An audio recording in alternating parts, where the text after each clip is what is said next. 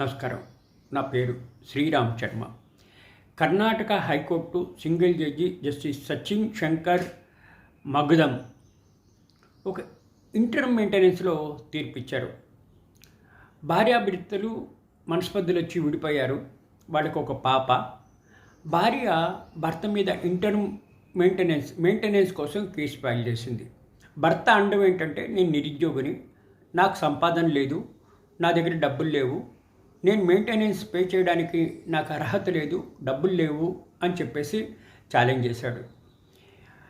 మీరు నిరుద్యోగి అయినా ఉద్యోగం లేకపోయినా మీ బాధ్యత భార్య పిల్లల్ని పోషించే హక్కు బాధ్యత మీ మీద ఉంది.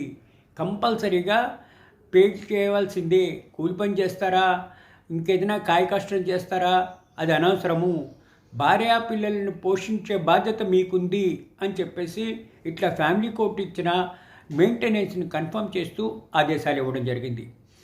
దీనివల్ల మనకు తెలిసేదేంటి, భర్త నిరుద్యోగైనా ఉద్యోగం లేకపోయినా ఏ సంపాదన లేకపోయినా కాయకష్టం చేసినా సరే భార్య పిల్లల్ని పోషించే బాధ్యత భర్తకుంది.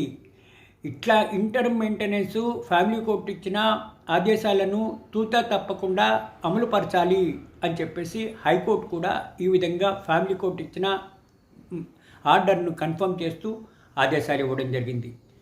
Thank you.